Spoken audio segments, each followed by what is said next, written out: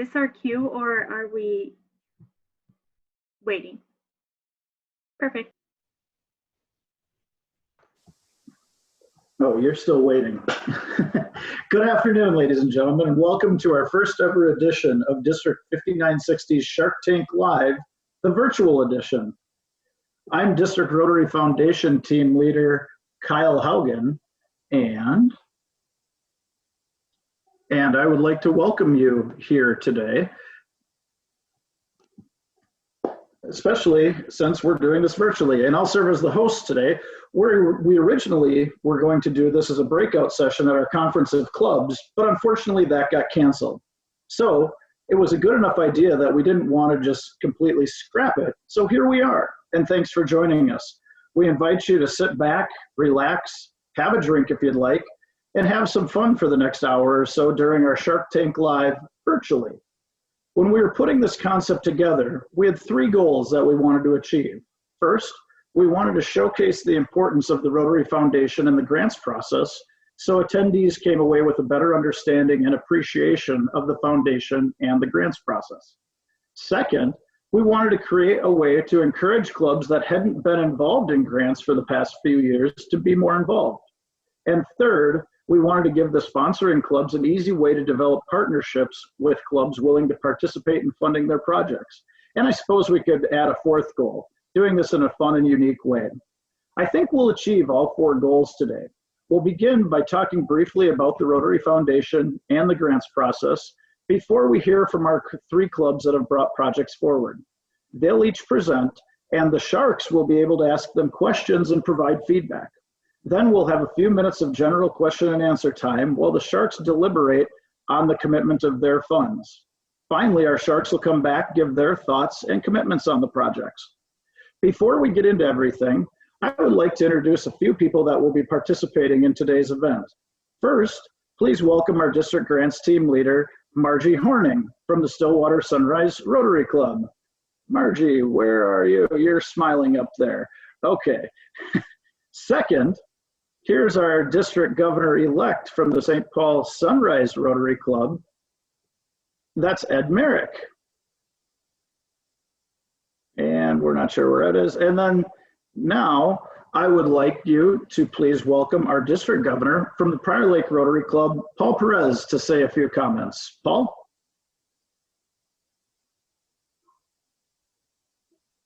Okay. Thank you, Kyle. Thanks everyone for being here. As Kyle mentioned, this concept came from the members of the Conference of Clubs team. Was Jim Christian from Lakeville Rotary, Joe Doles from Prior Lake Rotary, and myself. I'm not sure who actually came up with the idea, but we just kind of collaborated. And then we moved it up to the grants team, and there was more collaboration there between Kyle and Margie and Brad Kersher, who's one of the grants mentor, and he's from Roseville Rotary, and then Peg Duno, who is also a mentor for Lakeville Rotary. And they like that idea, and this is kind of the result of that. The theme of our conference was connecting through vision and innovation, and that's all what this whole thing was about, is being innovative in how we talk about the Rotary Foundation. And that innovation continues tonight virtually. So we talk about the Rotary Foundation as the engine that runs everything we do. That operating engine means action, and that is what we are. We are people of action. The foundation doesn't run without action from us, and that happens when we do projects through the grants program. It's those actions when we do grants that brings our grants, our Rotary Foundation alive. It's something we, our fellow Rotarians and Rotaractors, can touch, feel, and see through all the good that we do. And when we are sharing all the good that we do, it makes it easier for Rotarians and Rotaractors to understand. And that is what promotes giving. And that is why Susan and I make the Rotary Foundation our charity of choice. So I hope you enjoy this evening's festivities. Thanks, Paul. And now, we'd like to set the stage and build off of what Paul just said about the importance of the Rotary Foundation for a few minutes. When we think about the Rotary Foundation, as we all do, it's very difficult to summarize what we do. In fact, I'm sure you've been asked the question or asked it yourself, and it's hard to give a succinct answer because we do so many different things. Just even think about Rotary's areas of focus. There are 6 of them: peace and conflict resolution and prevention, disease prevention and treatment, basic education and literacy, water, sanitation and hygiene, maternal and child health, and economic development. It's tough to summarize those, isn't it? One of the ways I like to summarize all we do as Rotarians is that we create positive peace. What is positive peace? It's the fulfillment of all needs in society. Where peace can be mistaken as simply the absence of war or violence, this is a much broader definition that focuses on creating a fair, just, and fulfilled society. And certainly when we think about all we do as Rotarians, isn't it creating positive peace? A couple examples that we've utilized in our grants process here in District 5960. Last year, the New Richmond Rotary Club did a grant to build a hand washing station and latrine at a school in a village in Panama. In the developing world, girls stop going to school when they start menstruating because they aren't getting clean and safe facilities. By providing a latrine, girls can continue to go to school and be more educated. That's creating positive peace. Another example was the South St. Paul Inver Grove Heights Rotary Club. They provided vision screening tools to schools in the community so they could better identify vision issues for kids, allowing for school solutions that will help those kids learn better. Again, creating positive peace for those children and improving society as a whole. There are countless examples of how we create positive peace through our actions as Rotarians, but I think it's important that we share that impact. More importantly, the Rotary Foundation is the vehicle that helps us maximize that impact or positive peace that we can create in the lives of other people, and giving to the Rotary Foundation is key to making that happen. Some of you may already know how the Rotary Foundation works, but I wanted to go over a brief illustration to make sure we create a baseline for everyone. There are 3 main funds, now 4 with the Disaster Response Fund, that people can contribute to. The endowment fund on the right of the screen, those dollars are held in perpetuity and invested, and the earnings are used to help fund Rotary Foundation projects. Polio Plus on the left is Rotary's top priority, and those funds go to help eradicate polio. The ones I want to focus on are the annual fund share contributions that all of us as Rotarians make each year to the Rotary Foundation. Those funds sit at the Rotary Foundation and are invested for 3 years, at which time the Rotary Foundation uses the earnings off those investments to take care of the expenses. So the vast majority of those funds come back to be used for projects. Now, half of that money it's split, and half of the money goes to the Rotary Foundation's World Fund, which is controlled by the Foundation's Board of Trustees.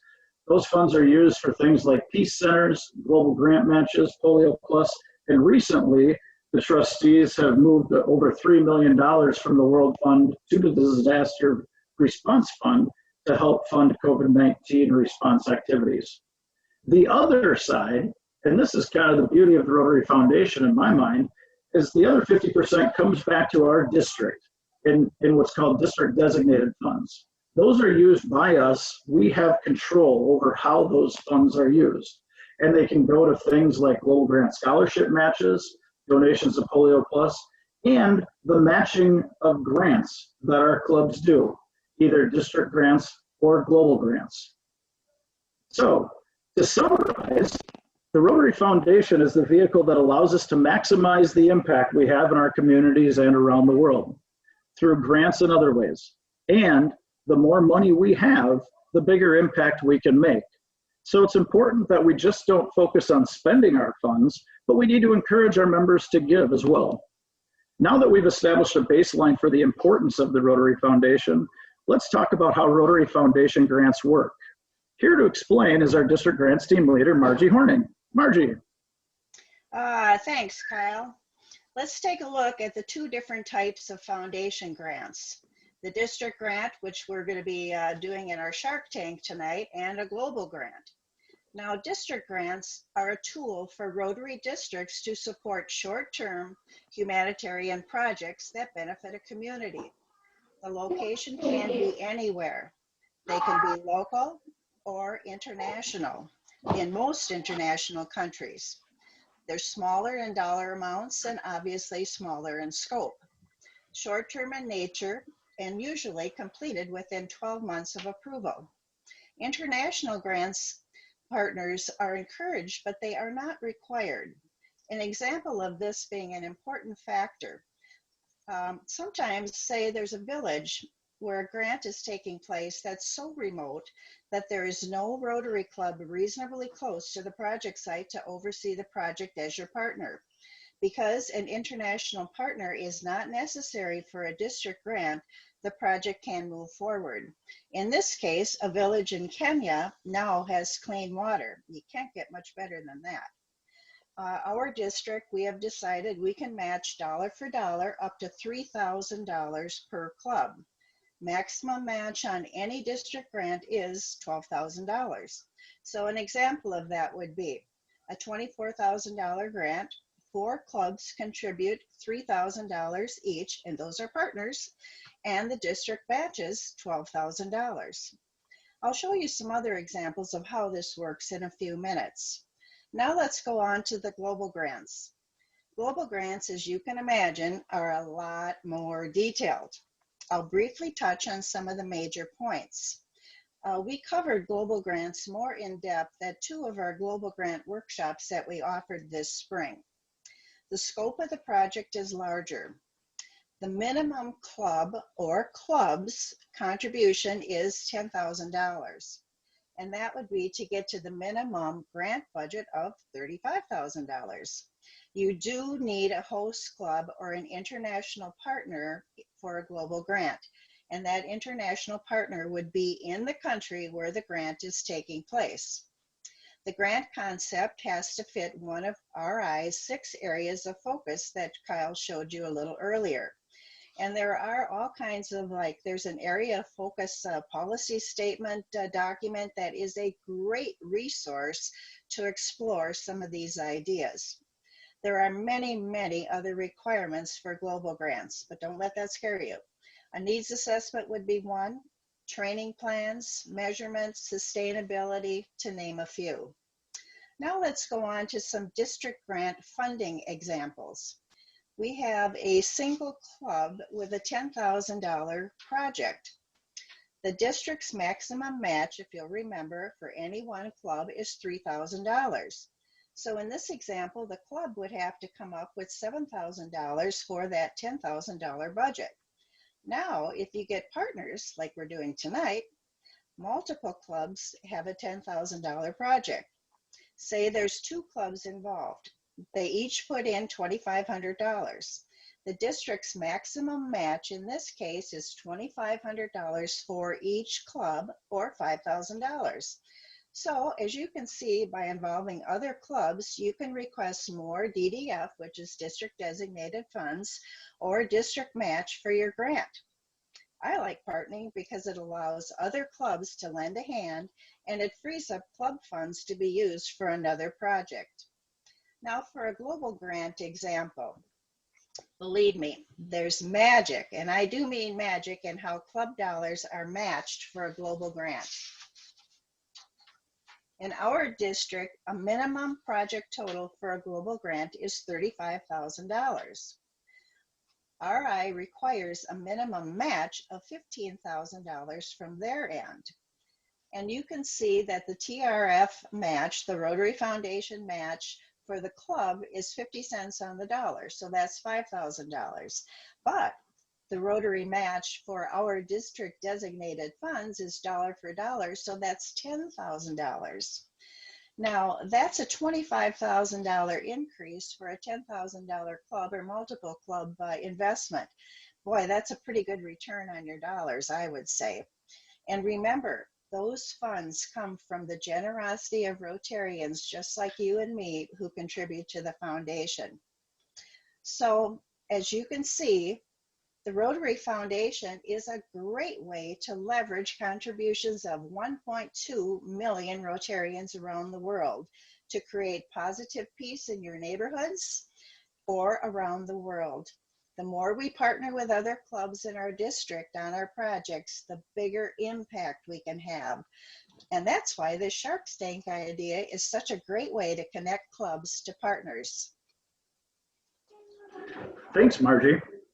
Hopefully our brief overview has increased your understanding and appreciation for the Rotary Foundation and the grants process.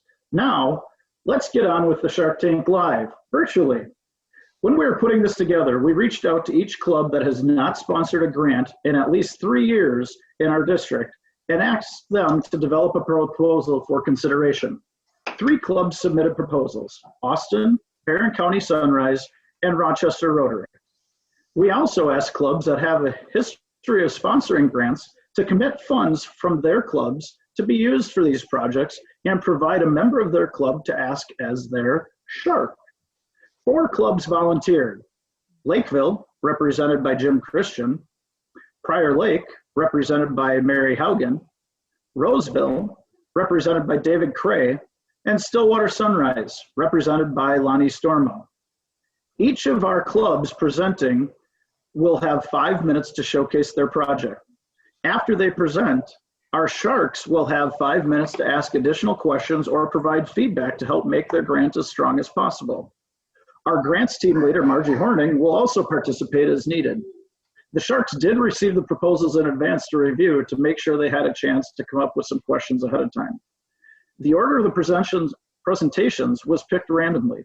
Rochester will go first, followed by Austin, and we'll finish with Barron County Sunrise. So, without any further ado, we'll move on to presentation number 1.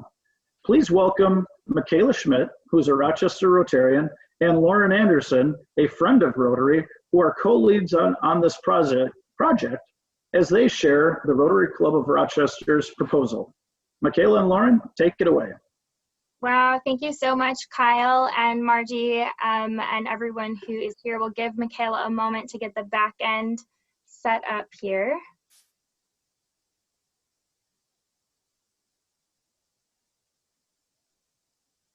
And then Michaela, if you just want to let me know when you all set on my end. Thank All you. right. Yeah. All right. Well, hello, District 5960 and Sharks. My name is Lauren, and on behalf of Kagezi Healthcare Foundation and our Minnesota Partnership and Rochester Rotary Club, I want to say thank you so much for hosting Michaela and I. We're so excited and honored to be here seeking funds today that will connect culture, people, and technologies using CAHEFO Minnesota's teleeducation program. We will start with who we are, then we'll address the problem, solution, and finally the future opportunity to scale globally. Each month in 2 small conference rooms, one in Uganda and one in Minnesota, 12 country leaders meet, surrounding single screens to learn from each other. On both the Ugandan end and the Minnesota end, each individual represents a community partner or healthcare entity. Together, we make up CAHEFO Minnesota, an engaged group of leaders who interact via education. With limited capacity, we meet each week to facilitate learning in a third world, first world relationship that began about 3 years ago when Michaela and I interned with CAHEFO in Uganda.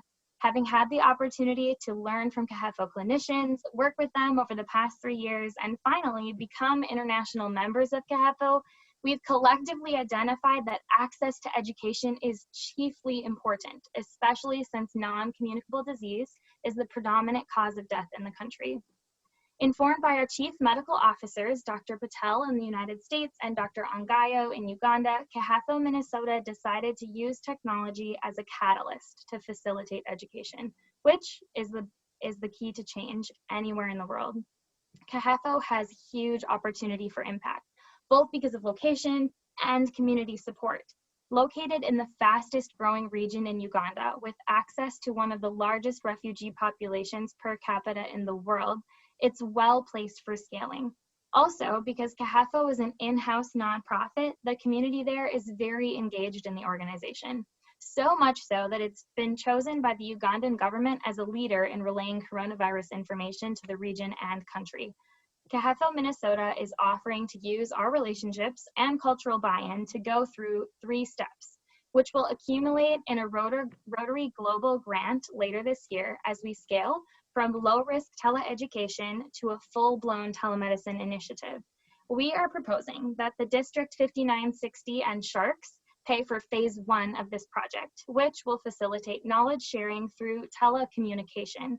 By bridging together all of our partners, we'll be able to provide access to tech equipment requiring little training, research models, educational curricula, community collaboration, and university involvement to bring cross-cultural communication and problem solving to greater Minnesota and Uganda communities, beginning with COVID-related information and then moving into additional established CAHEFO initiatives that offer further opportunity for education. With the technology infrastructure you all can help us provide, we see amazing opportunity for future success. CAHEFO Minnesota's teleeducation base will serve all of Uganda. Led by CAHEFO's native vision, it will build out into app development, medical device interfacing, and hopefully smart city future designing, beginning with this model in Uganda and then scaling after we see success. With the current audiovisual technology, we can only accommodate 8 individuals per meeting. This means that the number of leaders and sectors being represented is extremely limited. Additionally, their current internet router does not have the capacity to broadcast live interactive meetings as such we're doing now without frequent delays. Meetings will continue to be held with the aforementioned limitations until funding is available. Our ask is for $3,000 to support the purchase of the proposed technology to sustain our efforts. The purchased equipment will be set up and maintained by CAHEFO's local technology team. With the proposed technology, our efforts can triple in impact. It will allow for increased participation volume in educational offerings to medical providers, university students, and other organizational partners in Uganda. The impact will stretch farther than the added participants. The benefits have the potential to spread through several large organizations as their meeting representatives bring back their acquired knowledge. Ultimately, we will be able to engage in dynamic conversations and learning as we work together to bridge intercultural communication and gaps across continents. We would like to summarize with a note of encouragement. Without a doubt, funding phase 1 of our proposal to pay for technology infrastructure will connect the world through education, open opportunities for cross-sector collaborators, build community, and serve humanity, all in an effort to fight disease, poverty, beginning with COVID and moving to our partners' greatest needs.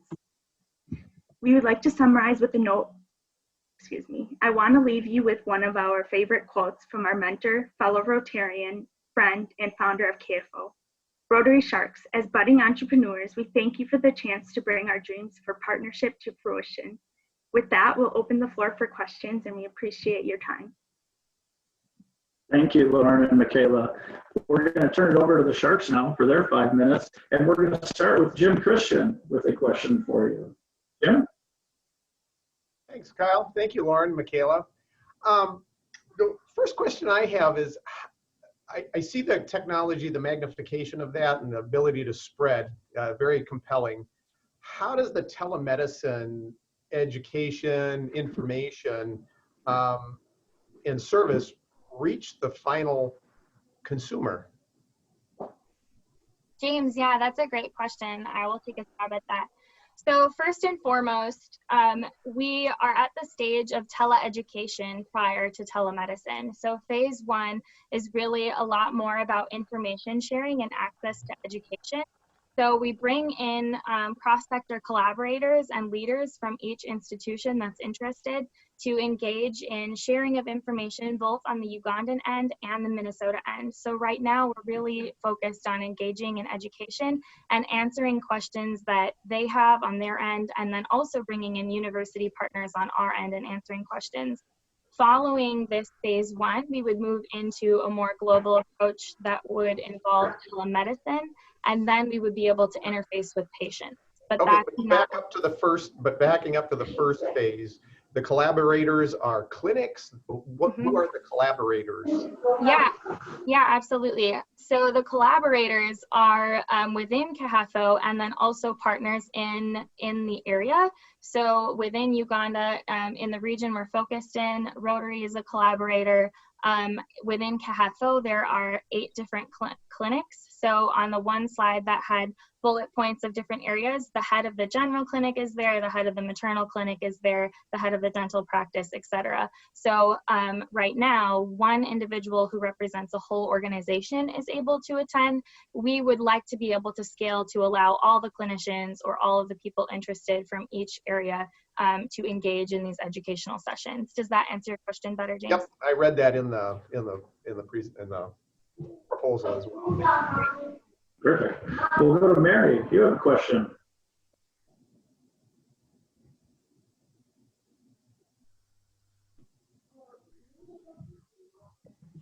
Yes, Lauren and Michaela, thanks for your presentation.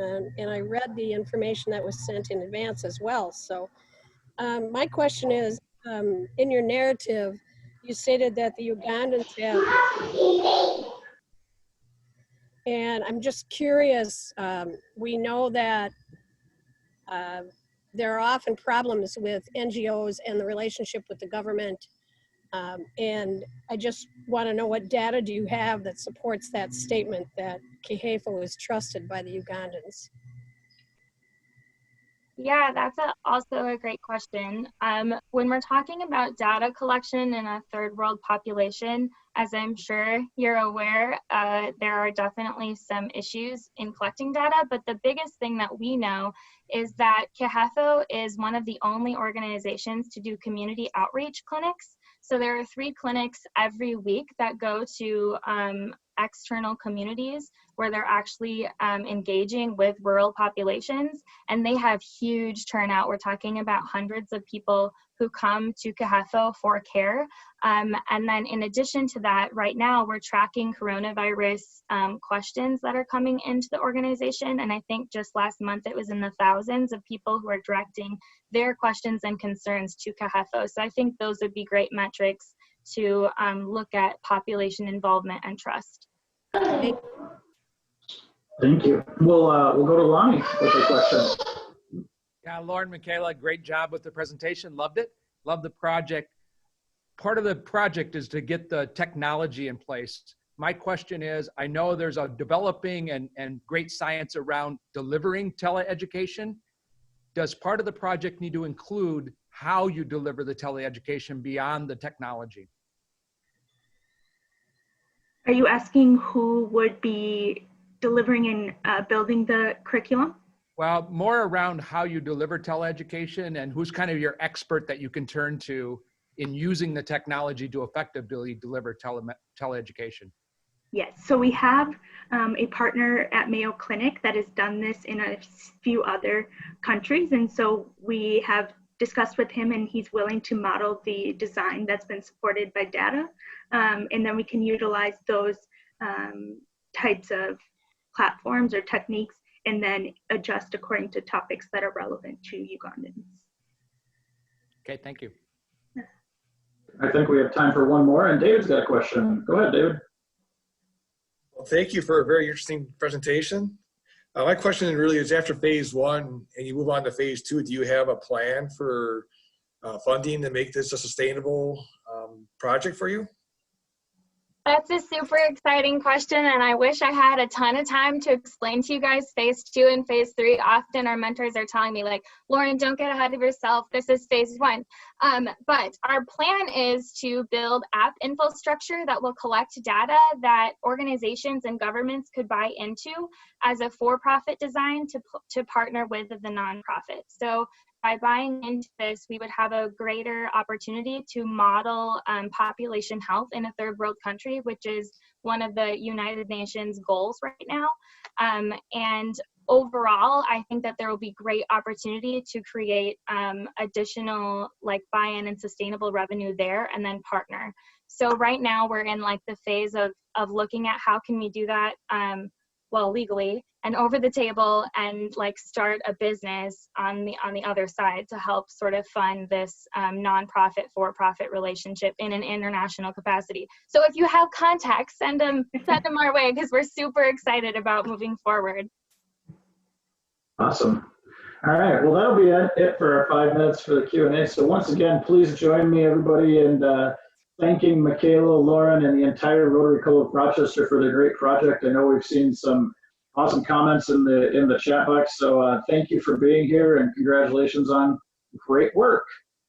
And with that, now we'll head on to presentation number 2. We'll hear from the Austin Rotary Club about their project proposal. And please welcome, direct from the site, incoming club president Mike Posma for his presentation. Mike, go for it.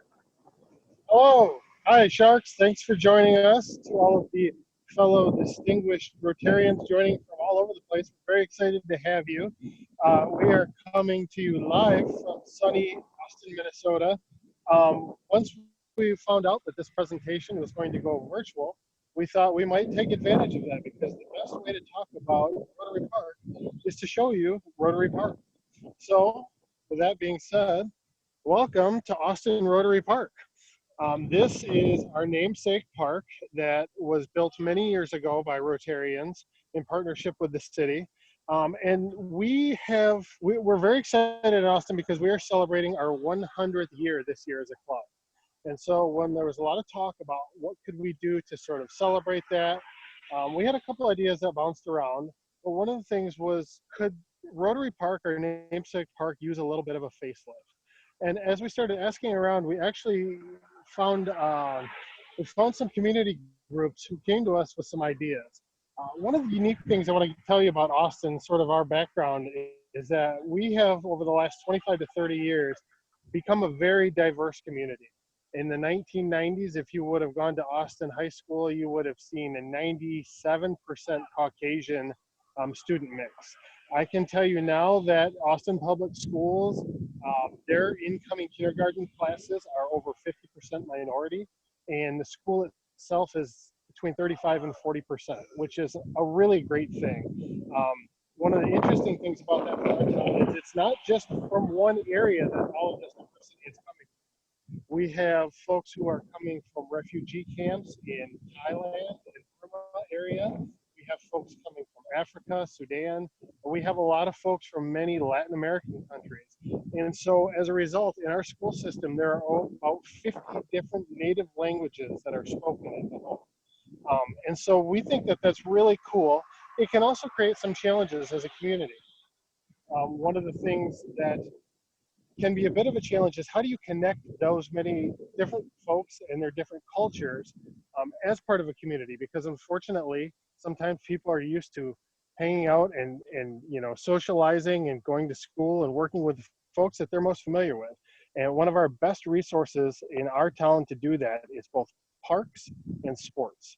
And as a result, we have a really big sports program in our town. Our basketball program in particular has become state ranked over the last few years.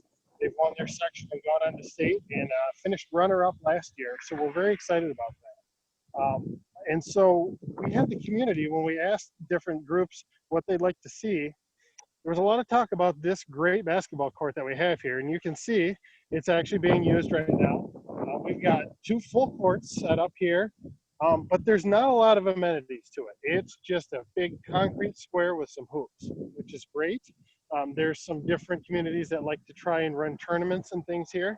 But they said, especially some of our younger population, we're missing a few things. One, we'd love some electricity here. There are no lights, as you can see, whatsoever. There's also no electricity for any sort of plugs. So a lot of kids, a lot of everybody has cell phones. Sometimes they have speakers that they want to plug in and play a little bit of music. There's not a way to do that here. Our pavilion that we have, that I'll walk over and show you, is also the same situation. There is no electricity there. And so we are seeking to get a grant totaling $20,000, and so we're seeking $7,000 from the Sharks to help us to run electricity for lights, for our court, for our pavilion, and for the restrooms, because there's no electricity in the restrooms, which once it becomes a little dark can be awful. The last thing that we'd like to do with our money is, as you can see, there's not a lot of great seating here. We mentioned tournaments and things. There's just some picnic tables. And so we found a bench bleacher system that's would seat about 40 people, and so they could actually have friends and family and a cheering section for any sort of tournaments that they run. This will all be donated to the city of Austin. They will maintain it, and we think that this would be a great thing to bring our community together. So with that, I think I am just about out of time. I will take your questions. Awesome. Thanks, Mike. And once again, let's hear from our Sharks. We're going to start with Mary. Go for it, Mary.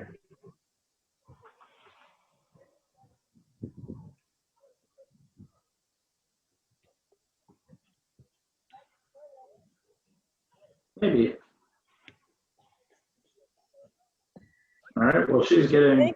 Thanks, Mike. I was glad you were able to show us the park, because it really puts everything, makes it more real for all of us. It looks like a great place. And I have read about Austin and the work you've done as a community to embrace your diversity. And I think that your statement about parks and sports bringing people together really keeps it simple, but is very meaningful. My question is this, is vandalism a problem at the park? And if so, what's the plan to prevent it and or fix what gets damaged? Great question. I think with most communities, there is a little bit of vandalism that we see from time to time in our town. We're pretty fortunate that for the most part, what we tend to have issues with a little bit is graffiti, not actual theft or breaking of things. So there is a group in town that does some graffiti cleanup from time to time when it happens. Honestly, we're still a small enough community that normally the police can kind of put out some feelers, figure out who's doing it, and get them to stop within a week or two. We did talk specifically about the bench system. There's a plan by the city where a part of that finance will go towards a concrete pad, and it'll get bolted down just so that it can't be carried off or relocated anywhere. It'll be pretty large, so it would be hard to have that happen. But with a river right at the edge of the park, we thought it best probably just to lock that down. The rest of it, the lights, you know, they're going to be large LED lights shining from high, so there's not anything that anybody would be able to do to those intentionally. And then a couple of electrical outlets, which honestly, especially the youth, that's what they're most interested in and excited for, because they want the ability to charge their devices and to be able to play things. I'm glad to hear you're going to bolt those picnic tables down, because even though they're big, as a former athletic and activities director, I know that there was an incident where a cross-country running meet kids decided to push a picnic table into the river. Kyle could probably tell you a little more about that. Different time or place. All right, we're going to go to Jim with a question. Go ahead, Jim. Thanks, Mike. Say, I really appreciated you having the live feed, as Mary had mentioned. So the signage that there and the visibility, is that located, that sign, is that just as you come into the parking lot on the left-hand side? Sure is. So you can see that's kind of the main street. There's actually other parks on the other side because we are in a low spot. And then the sign is right here, kind of right as you walk in. And actually, we were kind of excited because the city, they're very excited about this project. The city, most governments are excited about any sort of assets they can get without spending any money. So they spruced up our sign for us, actually. That is a freshly painted sign, and we're pretty excited to see how nice that's looking.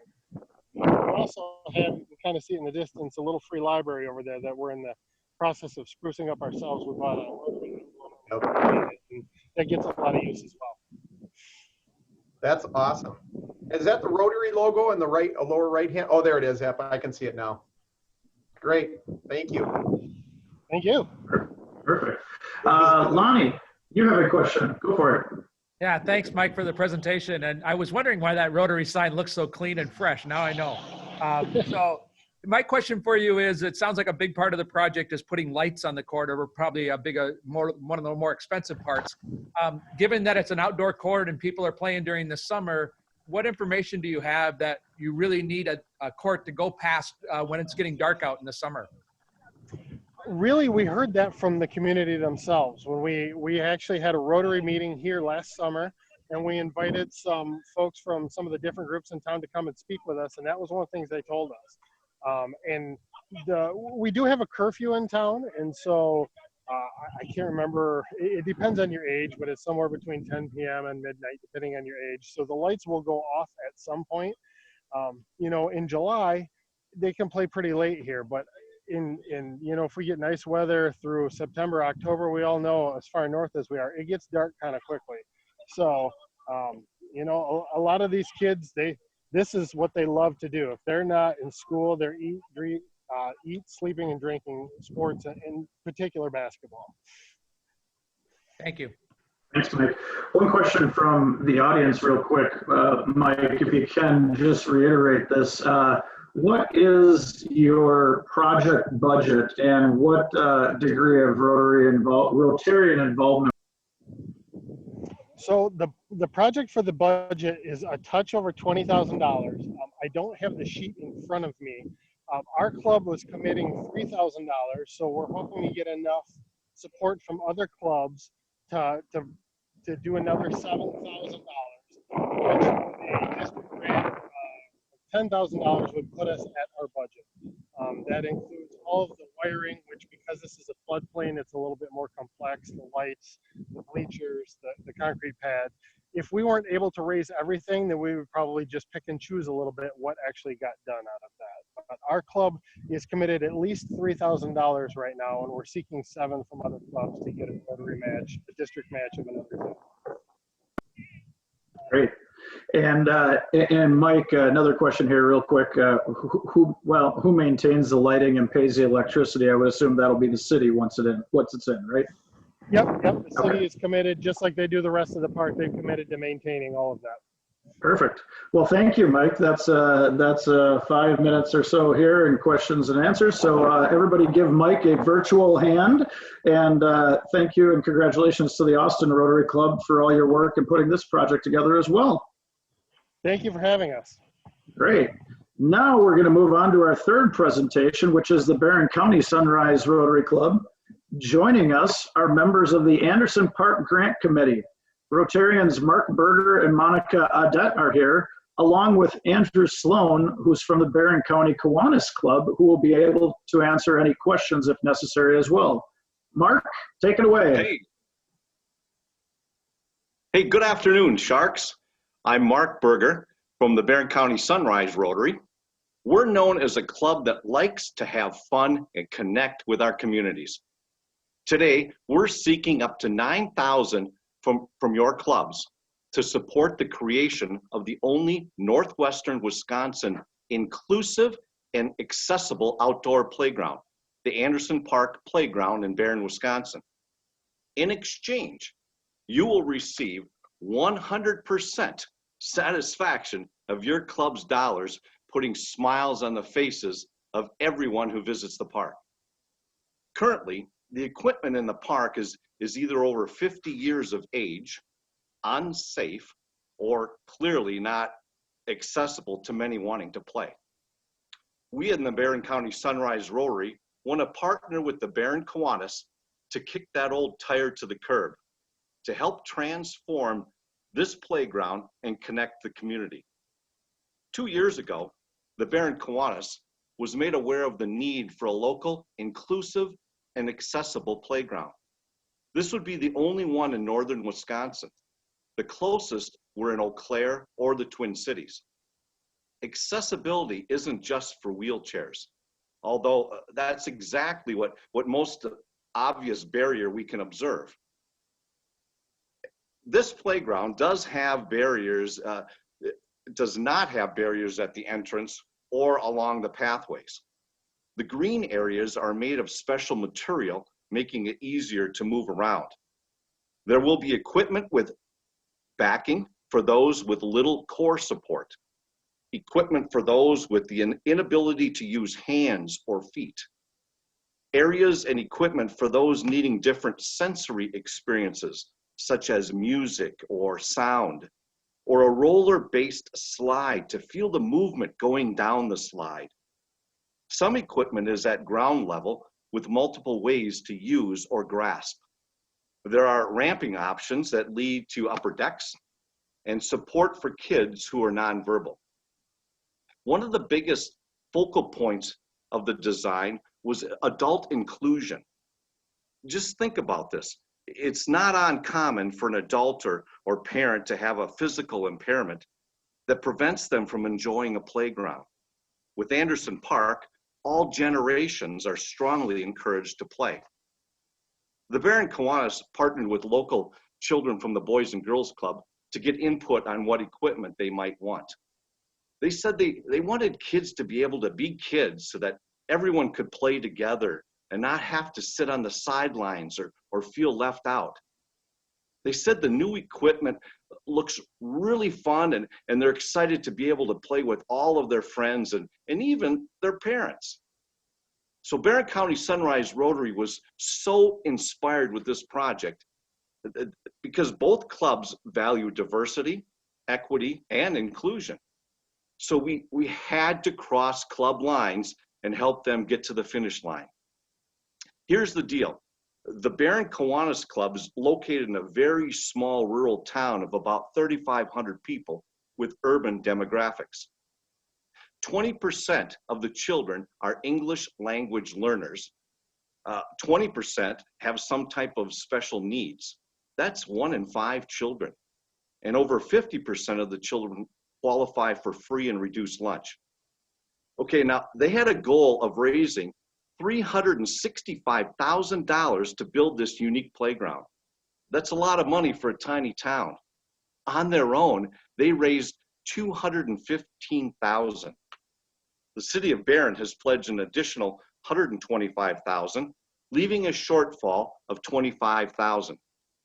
This is an opportunity for our district clubs to reach outside of Rotary and support an incredible project. Our missions match. We want to partner with you, Sharks, and our Kiwanian neighbors to support this vision. We're asking today that Rotary Sharks help support the purchase of the Oodle Swing, the We Saw Seesaw, Rhapsody Music, 2 saddle spinners, and 1 spring rider. Sharks, look, together, we can roll up our sleeves, use our tools, and work side by side in partnership with the Barron Kiwanis Club to build a safe, inclusive, and accessible playground for children and adults of all ages, sizes, and abilities. Sharks, are you ready to receive satisfaction of your club's dollars in smiles? Thanks, Mark. Thank you very much, and thank you for all the hard work that you've put in so far. We'll turn it over to our Sharks for a few more questions here, and we're going to start with Mary. Go ahead, Mary. Ready? There we go. Okay. Mary, you didn't mute yourself. All right. Oh, and I like the hard hat too. I love the concept, and I'm very interested in your success because it's something I think there are many of us in Prior Lake Rotary dreaming about this same kind of project. My question is, did you consider other vendors before you chose Gerber Leisure? That's a great question. I'm going to let Andrew go to that because we were not in that process. Yeah, thanks for having me. My name's Andrew at the Barron Kiwanis Club. And Mary, I can speak to that. We did, we interviewed 4 different equipment vendors. I won't name them for the purpose of this, but yes, we went through a vetting process, and just frankly, the vision aligned with us with Gerber Leisure products, and their equipment seemed to speak to us. So yeah. Thank you. Our next question, Jim, go for it. Thanks. My question really relates to the pieces of equipment, which thank you for the pictures and all the visuals. That was very, very helpful. What are their what ages are they targeted for? I mean, you meant the adult. I got the adult part with the joint swing, but what age ranges are these for? Yeah, if you don't mind, Mark, I'll take that one. Yep. Okay.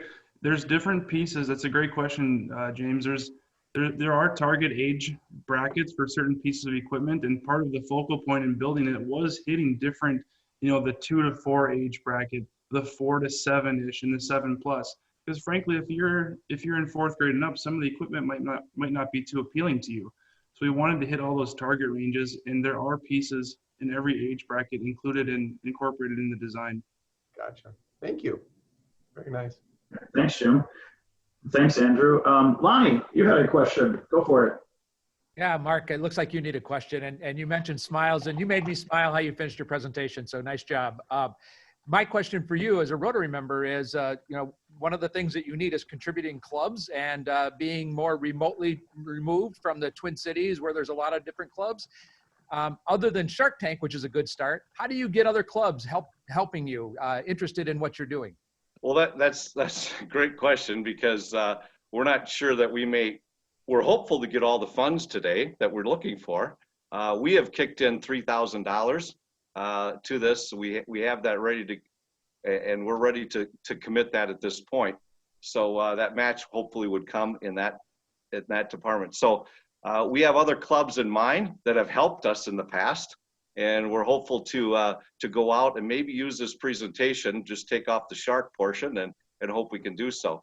And we do have Rice Lake looking on today, Mr. Bun Hansen, and I'm hopeful he'll be supportive in helping us solicit the Rice Lake Club. So we're gonna hit up some others, and we want to help try to get that goal of that last 25,000 for the Barron Kiwanians. Thank you. Thanks, Mark. Let's go back to Mary for another question here. I think that might be the last one we have. Yeah, I'm just curious about sustainability. Obviously, that playground is going to get used. Things are going to get broken. Things are going to have to get replaced because of use. Who's funding the long-term sustainability once you get this park in place? I'll take Andrew, that one go again, ahead. Mark, if that's okay. Yeah, it's a great question. It's actually something we've seriously considered. We've already set up a long-term contingency fund, if you will, for lack of a better term. We have a partnership with the city of Barron, who's fully on board with our plan here. We hope to not have to replace any of the equipment. We hope it gets used by a lot of kids, but it's meant for longevity. Hopefully it's there for at least 15 to 20 years without serious signs of wear and tear.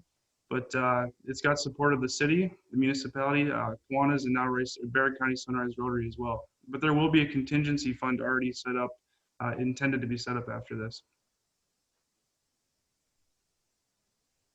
Thanks, Andrew. Jim, you had one final question. Well, let's sneak that one in.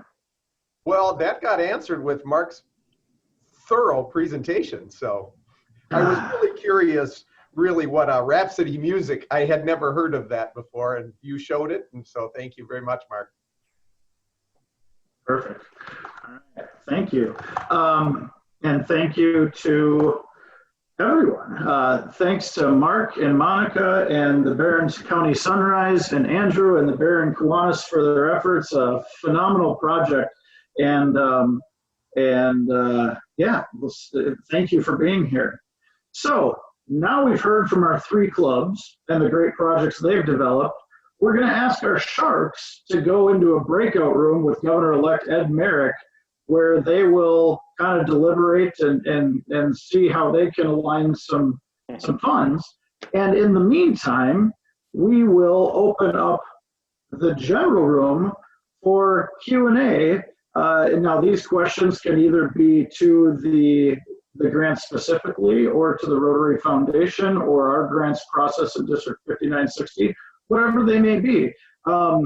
So we did have one question for the Rochester project from Valdi Stephenson, and that was, what is the project's budget, and is it primarily for the internet hardware? And Lauren or Michaela, could you answer that question for us? And if anybody else has any, feel free to message me and tell me you have a question, and I'll call on you next. Yeah, that's a great question. Can you guys hear me still? Yeah, okay, great. So our overall budget to pay for all of phase 1 is $7,200. That would pay for all of the technology that we need that would sustain us for the next 5 years, barring no major issues. It would enable us to bring in 5 university partners in Uganda, 7 clinic partners, as well as Mayo Clinic, the University of Minnesota, and Rotary in Uganda and here. We were under the understanding that the $3,000 was the limit for the ask today. So we asked for half of our budget and figured out a way that we could scale down. However, $7,200 would pay for immensely helpful opportunity, especially related to coronavirus sharing of information, and allow the country to collaborate more easily. Excellent. Any other questions from anyone about anything? Margie, any thoughts or questions from your end? I guess if I unmute, it helps. Great job, everybody, and what fun to see all the different video presentations. But I just would like to piggyback on what Lauren was saying. And there was a misunderstanding on the total amount they could put on their grant, and they put it at $3,000. And so they would, Lauren, am I correct? You would like to change it to $7,200 as your total budget? Yes, and, please. Rochester would be putting in $500, and then we would be splitting the difference. Okay, so Sharks, will the Sharks know that? Kyle? We're working on it. Yeah. So, that's a great thing about Rotary is we can change things, and make things work for people in any capacity. So, if you have a great idea, come forward. All of you out there who have not done a district grant for a while and are just viewing this, contact me, and I would be more than happy to hook you up with one of our great mentors and get you going on the power to changing the world. Thanks, Margie. Any other questions from anybody in the audience today? Kyle, I have a question. Hi, Brad. Hi, how are you? Well, my club in the past has participated in district grant projects, and I know that in the past, it's always been advertised that there's a one-to-one match on district grant projects from DDF, and it doesn't always turn out that way. A lot of times it's reduced from that one-to-one. I'm wondering if there's anything we can do as Rotarians to, I don't know, help our district have the funds to actually grant the one-to-one DDF on these district grants. That's a great question, Brad, and I'll handle that one. And I'm going to go back to a slide here on my screen if it works the right way.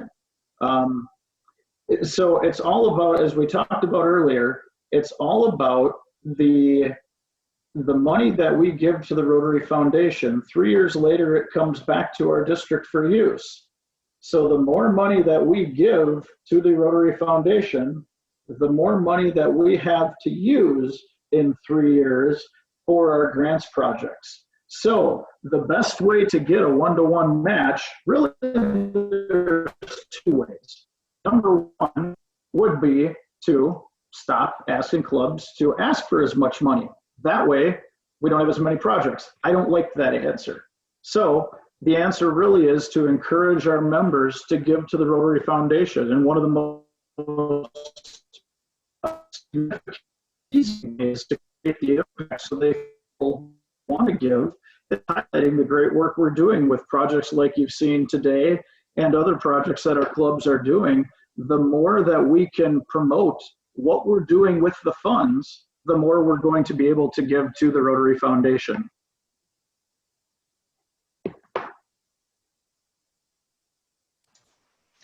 Great commercial, Kyle.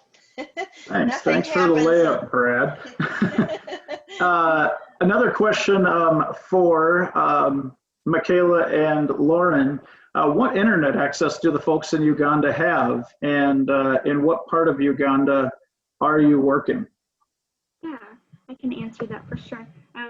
This nonprofit is located in Kabale, which is about 5 hours south of their capital, Kampala. It is actually right on the border near Rwanda. so southern Uganda. And with their internet, this is just a fun fact first, that more people have cell phones than they do toilets in Uganda, which is really intriguing, and I think further supports the idea that as we move forward, an app would actually be beneficial. But the way at which their service is they buy bundles. So if you've ever had a track phone before, you would buy service for your phone, and then you get so many minutes or so much data. And so that is how they use their internet capabilities. And so it's a pretty sustainable system if you have appropriate router. And so they did have pretty great Wi-Fi to begin with, but the router has just deteriorated over time. And so that is what's causing our delays and dysfunctions. And we all know how much fun it is when people have poor connection on Zoom meetings. So it would be really beneficial for that. Perfect. Thanks, Michaela. Let's see, another question here from Valdi, and this is for Andrew from Kiwanis. Does Kiwanis have a similar program of community or international grants like Rotary does? No, it's a good question. I'm really impressed by what you guys are doing. I wanted to comment on that. It's not to say we don't cooperate together. There's district funds, but nothing to this scale and not to this magnitude. This is really impressive. Kudos to you guys in Rotary for pulling stuff like this off. We have access to maybe some Kiwanis international funds or district funds, but nothing to this magnitude. Very impressive. Perfect. Thank you, Andrew. And, you know, Barron County Sunrise meets 7 o'clock. So I think it's Tuesday mornings, but they can probably tell you when and where they meet if you want to go take advantage of these and maybe, you know, pull double duty with Kiwanis and Rotary at some point. All right, one more question, and our Sharks are back here. And just an encouragement from our district governor for any of the people that are from other districts that are here. If you have interest in partnering on any of these projects, we'll make it easy. Please reach out to me in the chat box, and I can connect you with the appropriate club, and we can go from there.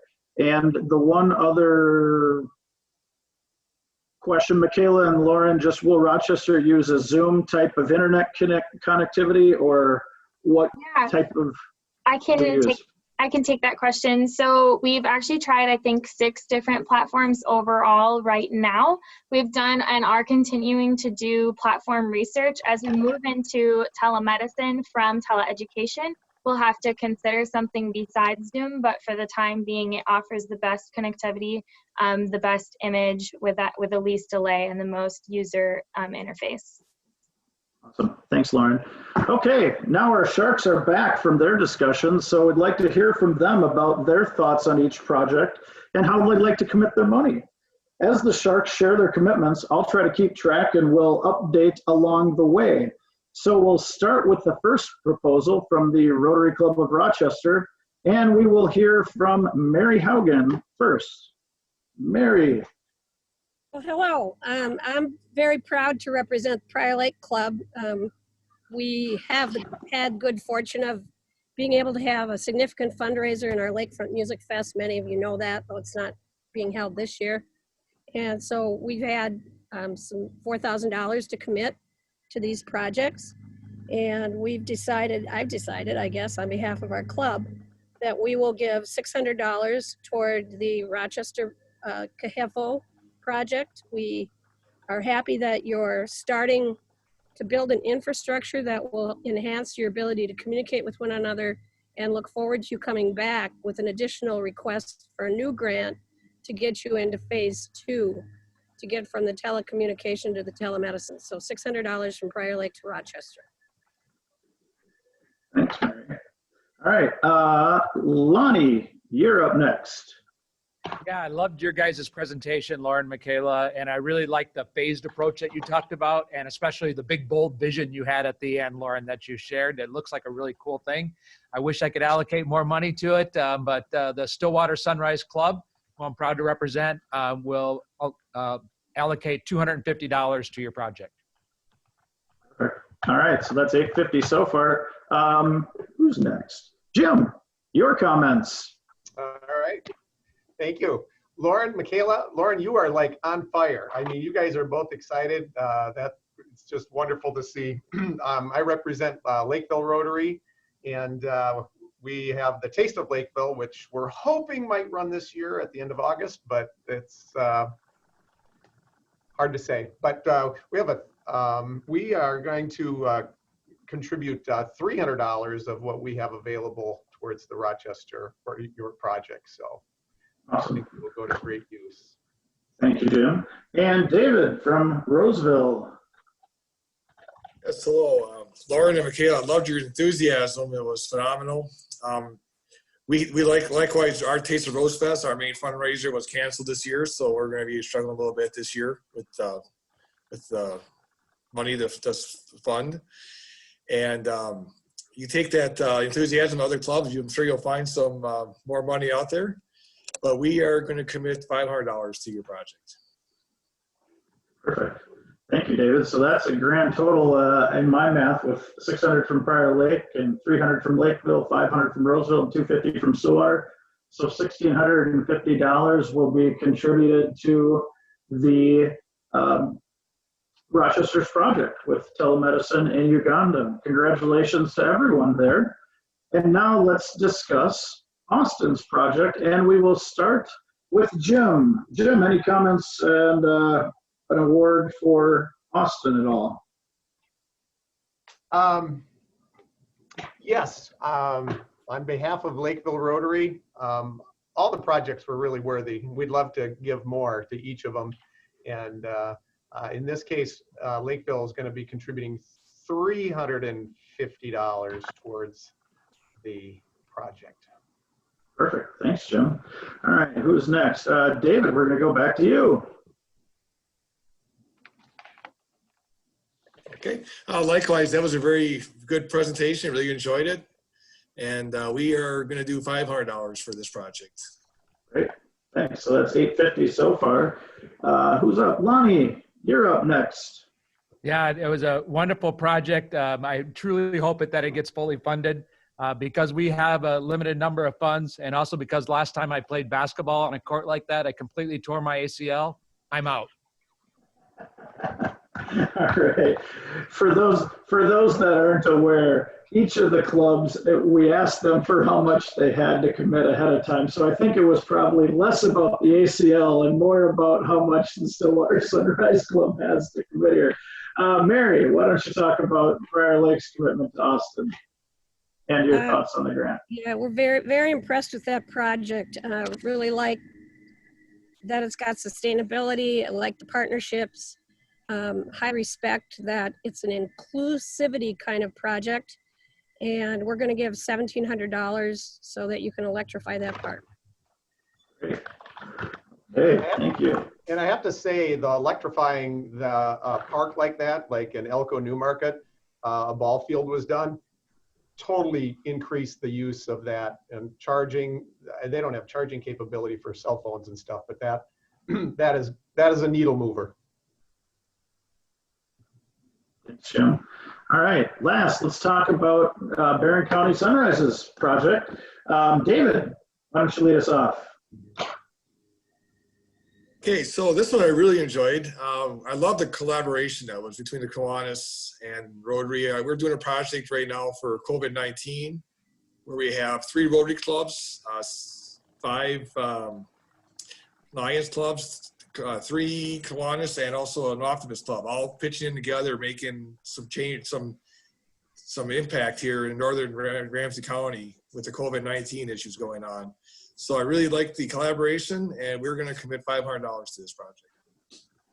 Thanks, David.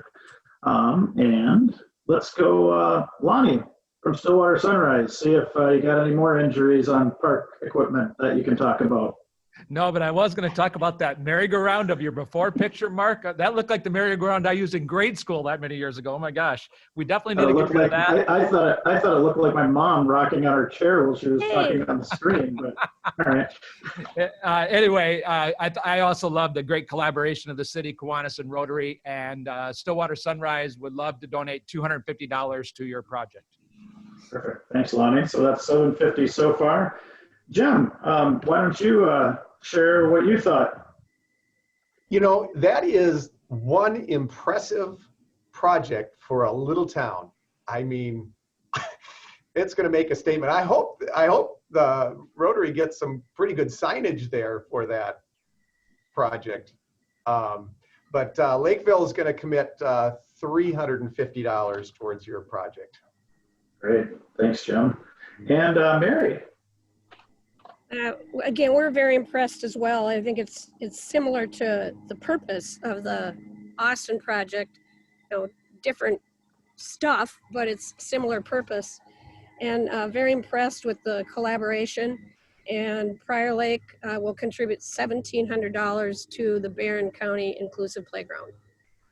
Perfect, thank you. So that adds up to $2,800 for the Barron County Sunrise and their project.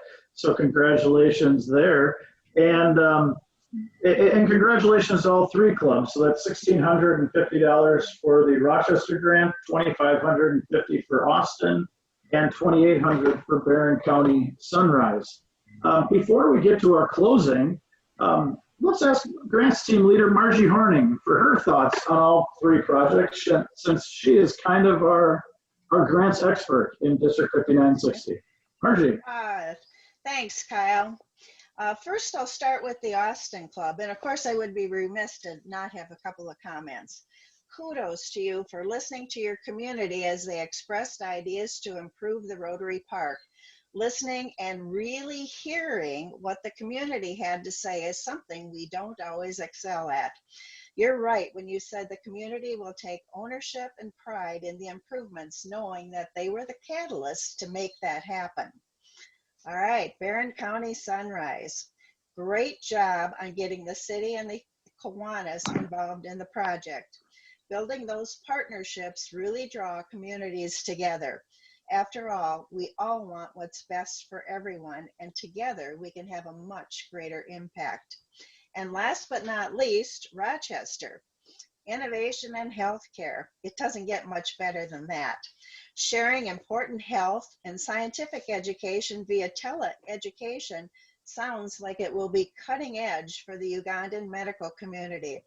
Good luck on expanding and moving ahead to phase 2 and 3. And I look forward to hearing more about another grant. So thank you, all of you, for putting in your Shark Tank requests. And remember, all of you out there in the audience, we all have an opportunity to commit funds from our club to any one of these projects or any other district grant that's being offered this year, because it's more important now with this COVID-19 and all the things going on in the economy. Our grants are going to make a much bigger difference now than ever before. So get on the bandwagon and let me know if you want to go further with a grant. Kyle, back to you. Thanks, Margie. So we've reached the end of our District 5960 Shark Tank Live virtually. Hopefully you've learned about the grants process, what goes into a quality grant, and the importance of the Rotary Foundation when it comes to creating peace in our neighborhoods and around the world. Thank you to each of the clubs who brought projects forward, and congratulations for the commitments you received from the other clubs. As Margie just mentioned, if anybody else would like to support these projects, please feel free to reach out to them, or I just posted Margie's email and my email. We can connect you to those clubs as well.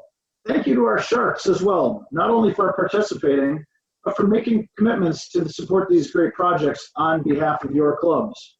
Remember, these aren't the only grants that our district clubs will do in the 2020-21 Rotary year. If your club is planning to do a district grant, the deadline for submission of proposal ideas is June 1st, and all projects will be presented on June 19th. And one final deadline, remember, that you should make sure to remember, in order to make these grants as effective as possible, Giving to the Rotary Foundation is the thing that drives all of it. Please make sure that your contribution to the Rotary Foundation's annual fund share program is done by June 30th, so we can utilize these funds in 3 years. Congratulations again to all 3 clubs for their efforts and awards. Thank you all for attending, and have a great evening. Good night.